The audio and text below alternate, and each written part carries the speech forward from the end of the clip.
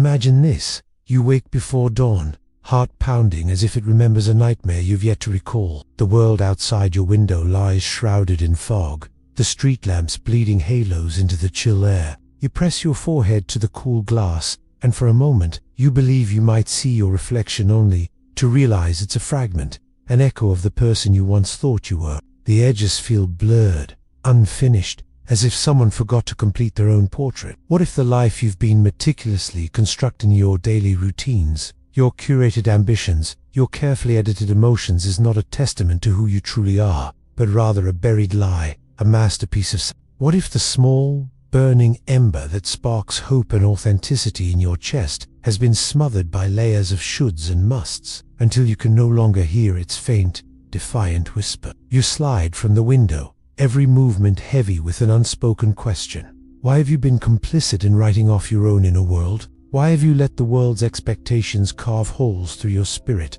draining color from your once vivid dreams? There was a time when you listened to every passing emotion, honored each trembling thought. Now, you've learned to ignore the tremors, to smother the stirrings, to cough down the questions before they grow too loud. You have grown tired, not of life, but of ignoring yourself. Here's the paradox. You long for meaning, yet you deny the voice that could point the way. You crave connection, yet you sever the threads that tie you to your own truth. You yearn to know yourself, yet you treat self-inquiry as an inconvenience, a luxury reserved for someone else's life. And so the great question arises, unsettling as a serpent in your dreams.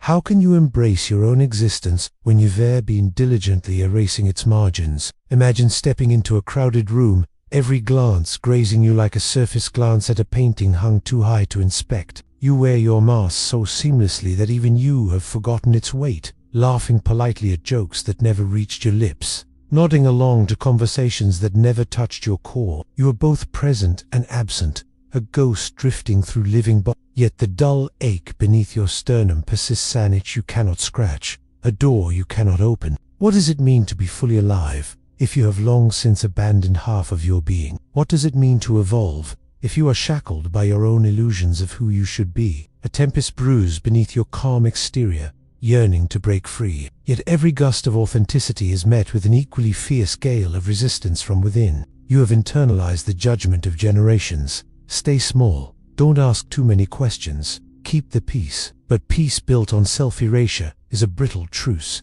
bound to shatter with a single exhalation. Somewhere inside you, the embers smolder on, invitation to revolt against the life have. You can sense it in the way your pulse quickens at the faint echo of a memory, in the way your breath catches when a familiar song plays, as if your soul remembers what your mind has forgotten. Why, then, do you persist in this self-imposed exile? What fear holds you captive in this place of perpetual half-light? Is it the terror of facing desires that contradict your carefully curated identity? Is it the dread of unveiling wounds you've numbed for so long that you've mistaken them for absence? Or is it the deeper horror that, beneath all the layers of inhibition, you might discover a self you cannot control? You stand at the edge of a precipice, the chasm below echoing with all the unspoken questions you've kept locked away. And yet, you hesitate. Because to leap would mean to confront the parts of you spent a lifetime ignoring. To leap would mean to risk shattering the brittle peace you've built on denial. And here, at this brink, the tension becomes unbearable. The weight of all those ignored voices, longing, fear, desire, sorrow compresses into a single, urgent question that burns at the back of your mind. How much of your life have you lived in service to an illusion, and how much remains tethered to the truth you refuse to face? What happens next is not yet clear. The mists swirl thicker, and the street lamps outside flicker, as if beckoning you toward a path both terrifying and irresistible. You sense that on the other side of this moment lies an answer so profound it could append everything you thought you knew. But before you dare step forward, you must first acknowledge the contradiction at the heart of your existence. You must confront the unsettling possibility that the person you've been trying to become is nothing compared to the person you've been ignoring. And so, with breath shallow and heart alight, you prepare to turn the key on a life rewritten to peer through the fog, not at your reflection, but at your essence. In the next chapter, we will trace the hidden roots of this, excavating the psychological and philosophical forces that have conspired to keep you silent. Yet for now, you'll linger at the threshold, caught between what you have known and what you have yet to discover, a threshold that may prove the most consequential crossing of your life. You've felt the tremor beneath your calm, the restless stirring in the depths of your psyche that you've long insisted on ignoring. But why does this silent revolt against yourself occur? What dark architecture supports your self-denial, and how did it take root so insidiously? To answer that, you must trace the hidden problem to its source, an interwoven tapestry of psychological defenses, philosophical dogmas, and societal currents that together have conspired to mute your inner voice. At the most intimate level, this self-erasure is a product of what Carl Jung called the shadow, those disowned parts of your selfie impulses, longings, and fears you cannot bear to face. Jung warned that when you repress these elements, they do not vanish, they linger in the unconscious, gaining power and distorting your perception of reality. Instead of a fully integrated self, you have become a house divided, with a conscious facade, masking a seething underworld of untamed drives and resentments. You may believe you've found peace by denying your shadow, but in truth, you've invited a tempest to brew beneath your feet. Yet this is only part of the story. Look to Friedrich Nietzsche, who diagnosed the modern soul with a will to nothingness, the tendency to seek comfort in empty routines rather than face the dizzying freedom of self-creation. You learn from childhood that security is paramount. You are rewarded for compliance, punished for deviation. Each time you stifle a thought or swallow a feeling, you internalize the lesson that authenticity is too risky. In a world that venerates productivity and predictability, you are conditioned to silence the cries of your true self in favor of the safety of conformity. The philosopher Arthur Schopenhauer deepened this bleak portrait with his notion of the veil of Maya, the illusion that shields you from the raw, chaotic impulse of existence. Under this veil, you mistake fleeting pleasures and social approbation for genuine fulfillment. You cling to distractions, career milestones, social media validation, the pursuit of balance, all of which serve only to deepen the chasm between your outer life and your inner reality. Schopenhauer's pessimism underscores that the more you indulge these distractions, the more you deepen your estrangement from your own being. But there is yet another layer, the socio-cultural pressure to curate and display a polished self. Aldous Huxley foresaw a society anesthetized by screens and spectacles, where attention is commodified and introspection is supplanted by endless streams of curated content. You scroll through lives that seem more vivid than your own, comparing every nuance of your inner landscape to the highlight reels of strangers. Slowly, you learn to preemptively censor your emotions to sharpen your public persona while dulling the edges of your private anguish. This dynamic not only erodes your authenticity but also convinces you that your genuine self is unworthy of exposure. Turn next to Jean-Paul Sartre and Viktor Frankl, who each in their way exposed the existential stakes of this self-betrayal. Sartre reminds you that existence precedes essence. You are not born with a predetermined self, but must actively choose who you become. Yet, by abdicating that responsibility, by slipping into the safety of prepackaged identities, you surrender your freedom and live in bad faith, deceiving both yourself and the world. Frankl, surviving the horrors of the Holocaust, demonstrates that the will to meaning is fundamental to human survival. When you ignore your own search for significance, you court a spiritual death, no less lethal than physical annihilation. Collectively, these thinkers reveal the hidden roots of your self. It is not merely a personal failing, but a condition imposed by psychological defense mechanisms, philosophical misdirections, and cultural forces. The ego, desperate to avoid pain, erects fortresses of denial. Society, eager for compliance, rewards those fortresses with praise and promotion. Philosophy, in its darker strains, offers rationales for submitting to these fortresses, painting them as inevitable, even desirable, and so the cycle continues. The less you attend to your own depths, the more convinced you become that depths are dangerous. The more you deny your yearnings, the more convinced you are that yearnings are sins. Each layer of denial demands another, until you cannot distinguish between the voice of your soul and the echo of societal mandates. You are left with a hollow myth of yourself, a character in a play where the script has been written by everyone but you. But how does this hidden force shape your daily life? You find yourself drifting through decisions with a strange numbness. Your choice is not guided by desire, but by obligation. Emotions are relegated to the margins, categorized and controlled like chemicals in a laboratory. You might wonder why, despite all your successes, you wake each morning with a familiar emptiness pressing on your chest. The answer lies in the dissonance between your persona, the curated image you present to the world, and the neglected core that begs for recognition. Consider the cognitive biases at play. Confirmation bias lures you into stories that validate your self-denial. That vulnerability is weakness. That ambition without restraint leads to ruin. That self-care is selfish. The sunk cost fallacy keeps you invested in a life script that no longer aligns with your true interests. You cling to worn identities because you've already spent so long maintaining them, and the social proof loop convinces you that if everyone else appears untroubled by these questions, then you must be the odd one out. These forces coalesce into an invisible prison, one whose bars are forged from fear and the comforting myth of normality. You might not even sense the walls closing in until the air grows thin, until your passions flicker like candles in a draught. It is only then, when your spirit gasps for breath, that you glimpse the magnitude of what you've denied. Yet understanding the roots of the problem is not enough. You must also recognize how deeply it has permeated your psyche and the subtle ways it steers your life. Perhaps you've convinced yourself that you are too busy to explore your inner world. Or you tell stories about your past traumas you've repressed, mistakes you regret, stories that serve as alibis for why you can pursue your authentic path.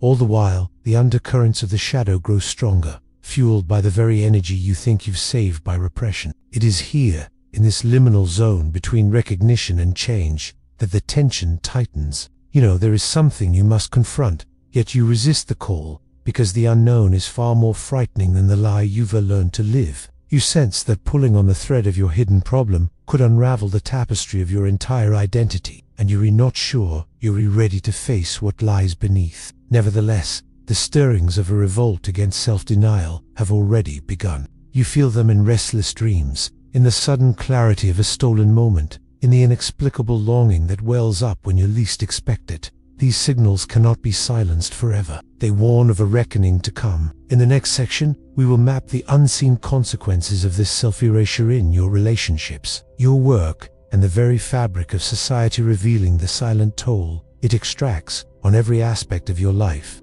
The deeper you peer into these shadows, the more urgent the call to break free becomes.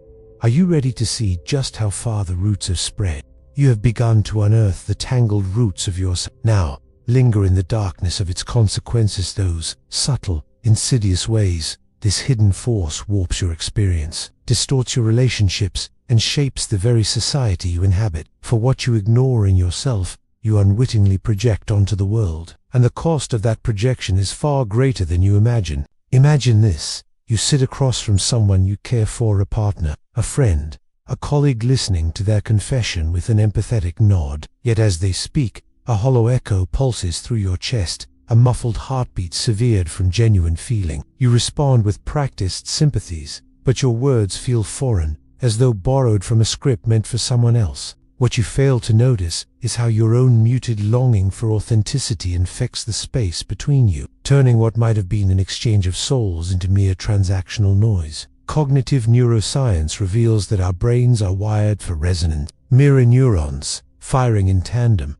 allow us to feel another's joy or pain as our own. But when you have severed the connection to your own depths, those neurons lie dormant in the marrow of your being. You become not a conduit for shared humanity, but a closed circuit, recycling stale signals that never reach the heart. The result is a quiet alienation, relationships that hover in the shallows, never plunging into the nourishing depths of vulnerability. This emotional anesthesia extends beyond personal bonds into every domain of your life. In your work, you have mastered productivity, efficiency, and the polished veneer of competence. Yet beneath the accolades, a creeping emptiness gnaws at your satisfaction.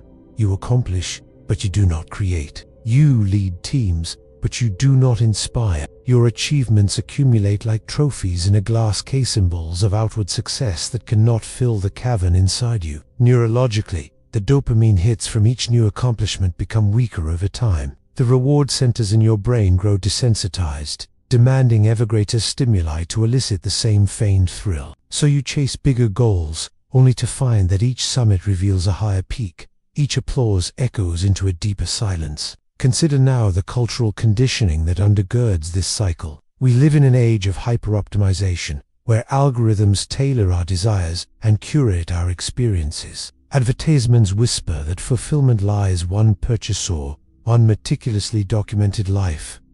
Social media's endless scroll trains your attention to hunger for novelty, not depth. Yet true excavation of the self requires time, solitude, and discomfort, none of which generate engagement metrics or advertising revenue. So you learn, unconsciously, to equate growth with acquisition, introspection with vanity, and authenticity with awkwardness. Each swipe, each photo, each perfectly timed quip serves to reinforce the notion that your inner life is incidental, a backdrop to your external performance. But the most insidious consequence of your self-abandonment is how it shapes collective reality. When multitudes of individuals disconnect from their own depths, society itself becomes hollowed out. You witness this in the rise of echo chambers, where anxieties and resentments fester in digital tribes. You see it in the politics of outrage, where moral certainty masks profound insecurity. You perceive it in cultural trends that idolize the surface: fast fashion,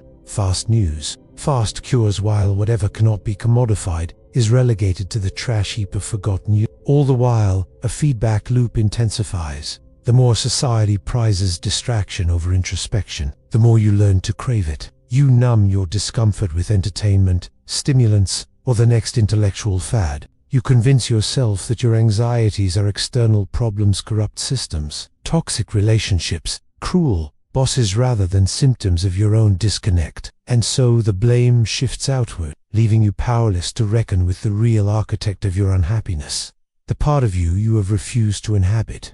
This dynamic also warps your moral compass. When you cannot feel your own vulnerability, you become less able to feel compassion for others. The homeless person becomes an inconvenience rather than a human being. The refugee a statistic rather than a father fleeing bombs. The mentally ill neighbor an annoyance rather than a soul in torment. Your disenfranchisement from your own psyche erects barriers to empathy, breeding cynicism and apathy. You may advocate for justice in principle, yet when called to act, you recoil because action demands more emotional bandwidth than your contracted capacity allows. And so you stand complicit in the world's cruelties, your silence an accomplice to violence, your distraction an ally to oppression. Each time you choose the comfort of ignorance over the risk of engagement, you tighten the knot around collective throats. The societal consequences of self-denial are both systemic and personal. Systems become rigid, communities fracture, and the individual soul calcifies into a brittle husk.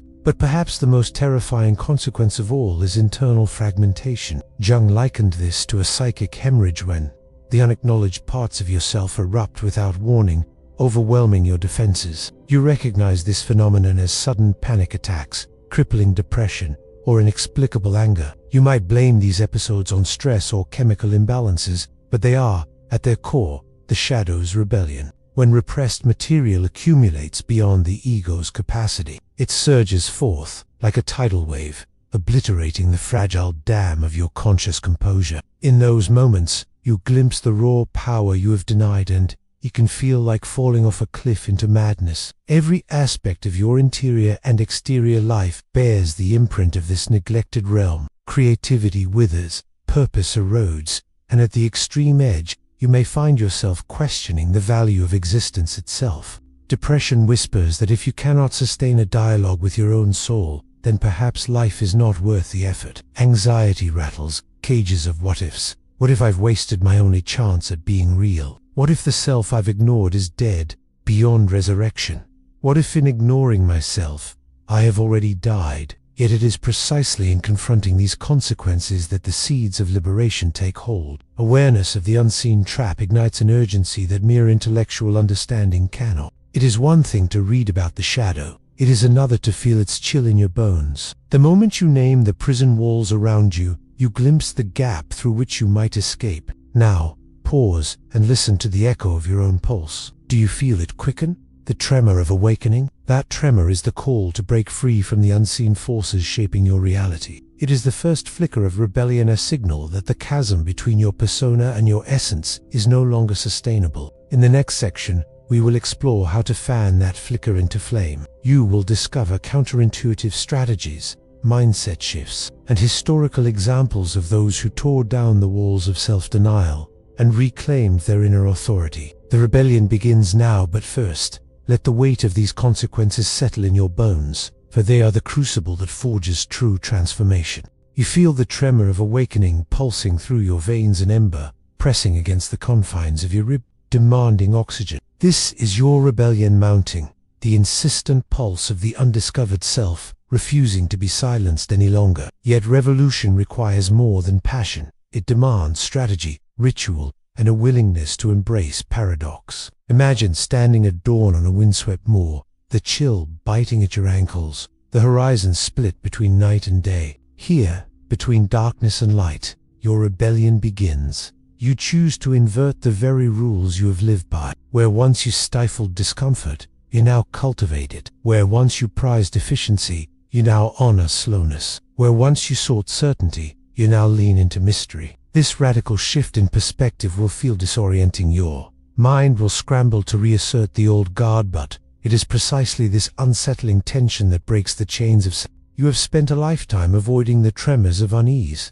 treating them as signals of danger. But what if those tremors are in fact your most reliable compass, pointing straight toward your undiscovered potential? Begin with small experiments. Lean into a fleeting anxiety rather than retreat from it. Notice how your chest tightens when you consider speaking your truth. Then allow yourself to speak anyway. Each act of conscious discomfort recalibrates your nervous system, rewiring the ancient fear circuitry that taught you to hide. Over time, you learn to treat discomfort not as an enemy to be vanquished, but as a herald of authenticity and invitation to deeper alignment. Historical rebels from Diogenes, who wandered Athens with a lantern looking for an honest man, to Simone Weil, who risked her life to expose uncomfortable truths, understood that honesty is a spiritual practice. You can adopt your own ritual. Each morning, sit in stillness and speak aloud one truth you've been avoiding. It might be a confession of desire, a fear you've suppressed, or an apology you've withheld.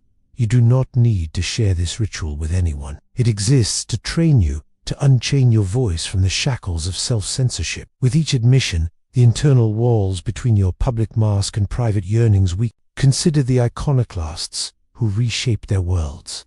Virginia Woolf, forging new literary forms to capture the fluidity of consciousness. Frida Kahlo, painting her pain in vivid self-portraits that declared her autonomy. James Baldwin, searing the social facade with the force of truth. You need not match their genius, only their courage. Choose a medium that scares you. A poem, a dance, a bold career pivot. Let your first drafts be jagged and unwieldy. Let the raw edges speak their own truths, without your tidy edits. In the act of creation, you assert yourself beyond inherited scripts. You claim authority over your narrative. All your life, you've sought answers, sought the safety of certainty. Nietzsche called this hunger for definitive doctrine the last vestige of slave morality. True freedom arrives when you embrace not knowing as a practice. Carve out periods of unstructured time each week. No agendas, no plans, no to-do lists. Wander through a park without your phone. Sit with a problem you cannot solve, resisting the urge to Google or strategize. In these voids, your unconscious stirs. Insights germinate in the fertile soil of ambiguity. You learn to trust intuition over instruction, to feel your way into decisions rather than calculate them. Rebellion rarely thrives in isolation. You need comrades who have also tasted the acid of self-denial and decided to spit it out. Seek out a small or a therapist who will challenge your complacency, call your bluff, and hold you accountable to your own deepest truths. These alliances are sacred. They mirror your weaknesses back to you, not as verdicts, but as invitations to healing. Together, you chart unmapped territory, sharing discoveries and advising one another when the path grows treacherous. You have spent years telling stories about who you are: the dutiful child, the anxious perfectionist, the caretaker, the unworthy dreamer. These narratives warp reality, filtering every experience through the lens of an old script. To rebel, you must perform a narrative coup. At regular intervals, perhaps once a month, rewrite a chapter of your personal mythology. What if you were not the anxious one but the courageous adventurer? Not the caretaker, but the visionary pioneer? Write these new stories in excruciating detail. Describe a pivotal childhood event from an alternative angle. Imagine future triumphs. Reframe past failures as crucibles of growth. Over time, these revised narratives seep into your subconscious, reshaping expectations and behaviors. History brims with figures who shattered the status quo through audacious self-recognition. Consider the Japanese samurai Sago Takamori, who defied the shogunate and became a symbol of honor and integrity, or Eleanor Roosevelt, who transformed from a shy, insecure young woman into the indefatigable conscience of a post-war world. Study their biographies not for quotes, but for blueprints. Note the moments of crisis, the reframing questions they asked themselves, the incremental steps they took when the chasm ahead seemed unbreakable. Rebellion untethered from purpose becomes mere agitation. Purposeful rebellion ignites real change. What summons your soul? What question haunts your nights? Let that question become your lodestar. It might be, how can I live without regret? How can I serve love rather than fear? How can I create beauty from my scars? Refine this question into a mantra you repeat when the old comfort of denial beckons. Let it shape your daily decisions, how you spend your time, who you speak with, the risks you embrace. True rebellion is neither blind aggression nor brittle self. It is the paradoxical union of strength and vulnerability. You stand in your power precisely because you do not shrink from your wounds. You speak your truth precisely because you know how raw words can cut both speaker and listener. This balance is forged through practice. Share a personal failure in a group. Lean on someone when you feel exposed. Apologize when your rebellion wounds another. In these moments, you demonstrate that authenticity is not reckless honesty, but courageous presence. As you integrate these counterintuitive strategies, you will feel the ground shift beneath you, old patterns dissolving like frost in sunlight. You will carry a growing sense of agency, as if you have uncovered a secret code to your own psyche. Your everyday actions will become acts of rebellion, choosing presence over distraction, depth over surface, truth over convenience. And yet, even as you gain momentum, remember, revolutions are never tidy. There will be setbacks, moments when the old defenses snap back into place, when the world recoils at your newfound authenticity. These moments are not failures but milestones, signposts that the old guard still holds sway in places you have yet to explore. This is the crucible of transformation.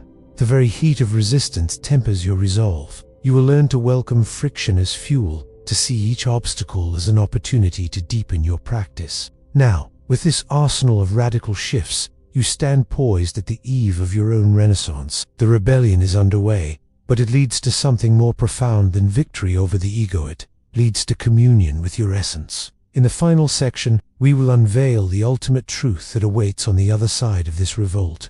A realization so powerful that every choice you have made, every denial you've endured, will suddenly coalesce into a singular vision of what it means to be fully alive. Prepare to meet that truth, for it will redefine everything you thought possible.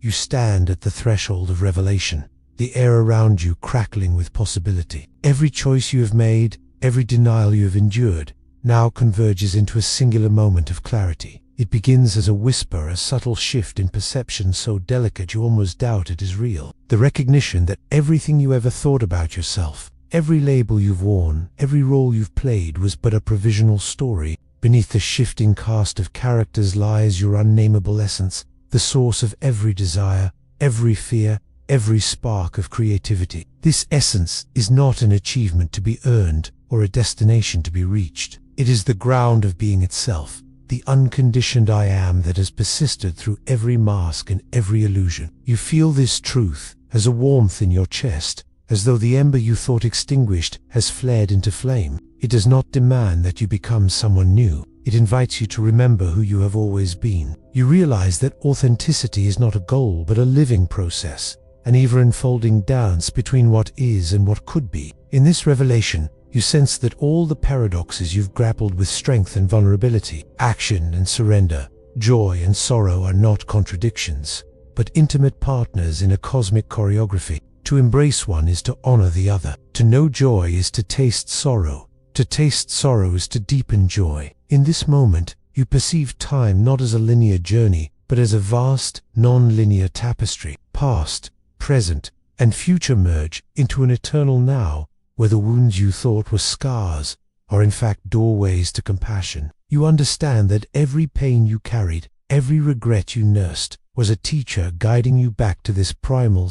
The guilt that once weighed on your shoulders becomes a key that unlocks empathy for yourself and for others. Through this key, you see that compassion is not a rarity to be rationed, but the default currency of your being. Your breath slows, and with each inhale you taste the sacredness of existence. The very air becomes a sacrament, a reminder that you are sustained not by achievement alone, but by the simple miracle of consciousness. Even the mundane routine of your body, its aches, its rhythms, its inevitable decay becomes a sacred text to be read with gentle curiosity. You honor each cell as a co-author of your story, every heartbeat as a meditation on him, and as the layers of illusion fall away, you glimpse the interconnected web of all things. You sense your life as a vortex at the center of countless interactions, energies flowing in and out, shaping worlds both within and without. This awareness dissolves the boundaries between self and other, revealing that true independence is born in interdependence. When you claim your wholeness, you nourish the world. When you neglect your depths, the world grows impoverished. You understand that your inner revolution ripples outward, reaching friends, families, communities, even strangers. In this light, purpose reveals itself not as a fixed mission, but as the ever-present impulse to align your actions with the heartbeat of existence. Purpose is the resonance that emerges when your choices echo the song of your soul. You no longer ask, "What should I do?" but "How can I bring this knowing into every gesture, every word, every thought?" And answers arise effortlessly. Practicing kindness when irritation pulses, speaking truth when falsehood tempts, creating beauty when cynicism beckons. Each choice becomes a rite of return to presence. You might think this realization would leave you serene, but instead, you are electrified. You feel a fierce tenderness coursing through your veins, a readiness to live boldly, to love without reservation, to risk failure in pursuit of authenticity. Fear still lingers, but now it feels like a loyal companion, reminding you of the stakes without dictating your path. You no longer seek to banish fear. You simply lean into it, knowing that courage is the sister of vulnerability. In the wake of this revelation, your relationship with suffering transforms. You no longer view suffering as an aberration to escape, but as fertilizer for your growth. You accept that the challenges yet to come will be invitations to deepen this understanding. When sorrow returns, you will greet it as an old friend bearing gifts, a piercing clarity, a softening of pride, a widening of compassion. You will lament less and listen more, trusting that the currents of life carry you toward ever greater integration. And so you step forward, not with the rigid conviction of someone who knows the answer, but with the supple trust of one who dwells in mystery. You become an artist of your own existence, improvising as life unfolds, weaving every experience into the tapestry of awareness. Your story is no longer scripted by fear or obligation, but co-authored by presence and possibility. Each moment becomes a brushstroke on the canvas of being, each breath a verse in the poem of consciousness. As you move through the world, you notice how familiar scenes take on new radiance. A blade of grass glistens with morning dew. A child's laughter becomes a sacrament. A gust of wind feels like the earth exhaling. Ordinary life reveals itself as a sacred workshop, and you, the artisan of your own soul, are invited to sculpt each moment with intention and reverence. In this final revelation,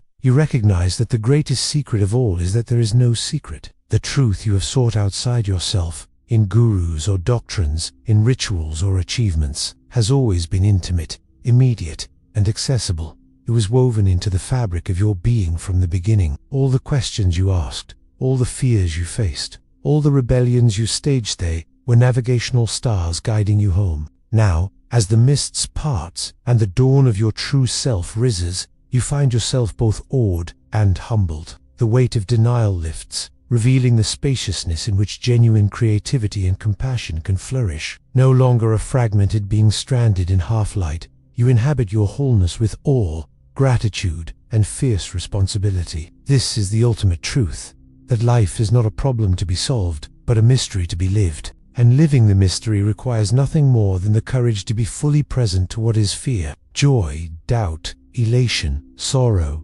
wonder, all of it shimmering in the prism of your awareness. It demands that you honor each moment as both a question and an answer, a challenge and a gift. As you close this chapter of revelation, know that the journey continues. Each step you take from here forth is both a continuation of the self-erasure you have undone and a fresh affirmation of your essential freedom. You carry this final realization as a living flame, one that will flicker, flare, and settle in the hidden chambers of your heart. Carry it gently, yet carry it boldly. Let it shape every breath, every gesture, every choice. And in doing so, let the world bear witness to a life no longer half-lived, but lived in full spectrum radiance.